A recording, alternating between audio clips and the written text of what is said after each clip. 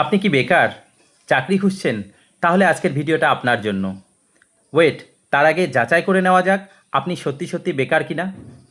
International labour organisation অর্থাৎ ILO এর মতে কারা কারা বেকার তালিকায় পড়েন?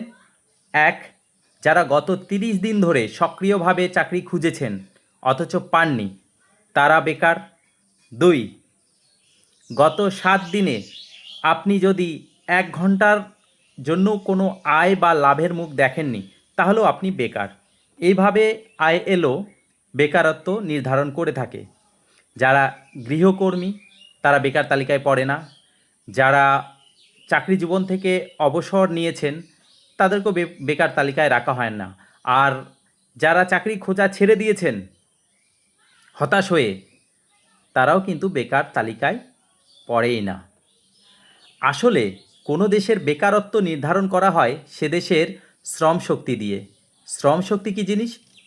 যারা দেশে বর্তমান চাকরি করছেন সেই জনসংখ্যা এবং যারা চাকরি খুঁজছেন সেই জনসংখ্যা, এই দুই জনসংখ্যার সমষ্টিকে বলা হয় শ্রম শক্তি। এই শ্রম শক্তি দিয়েই কোনো দেশের বেকারত্ব নির্ধারণ করা হয়। বর্তমানে ভারতের বেকারত্বের হার 5.5% এবং সময়ের সঙ্গে এটা বৃদ্ধি পাচ্ছে।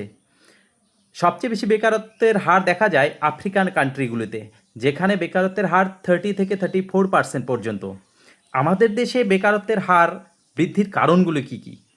আমাদের দেশের বেকারত্বের হার বাড়ার অনেক কারণ থাকতে পারে, কিন্তু তার মধ্যে প্রধান যে কারণগুলি হলো আমাদের দেশের শিক্ষা ব্যবস্থা। আমাদের দেশের শিক্ষা ব্যবস্থা হলো শুধুমাত্র ডিগ্রি অর্জনের জন্য। এই শিক্ষা ব্যবস্থায় ছেলেমেয়েরা কর্মমুখী হতে পারে না। দুই, আমাদের দেশের বেশিরভাগ মানুষ আজও পর্যন্ত কৃষি নির্ভর হয়ে পড়ে রয়েছে, যার জন্য বেকারত্বের হার বাড়ছে। 3 নম্বর কারণটি হলো দেশে বৃহৎ, মাঝারি এবং ক্ষুদ্র শিল্পের আগমন না ঘটা, এবং যে সমস্ত ক্ষুদ্র মাঝারি শিল্প রয়েছে যারা প্রধানত বেকারত্ব দূরকরণে বড় ভূমিকা পালন করে থাকে, আজ কাঁচামালের দাম বৃদ্ধি এবং বিভিন্ন রকম করের সমস্যায় এরা জর্জরিত হয়ে আজ ধ্বংসের পথে চলে গেছে, যার জন্য বেকারত্ব দেশের ধীরে ধীরে বাড়ছে। আমাদের বেকারত্ব এমনটাই যে আজকে আমাদের দেশের চাকরির বাজারে প্রত্যেক মাসে প্রায় 10 লাখ ছেলে মেয়ে কম্পিটিশনে নামে। অর্থাৎ প্রত্যেক মাসে 10 লক্ষ ছেলে মেয়ে চাকরি খোঁজে এবং বছরে সেই সংখ্যাটা গিয়ে দাঁড়ায় 1,20,00,000।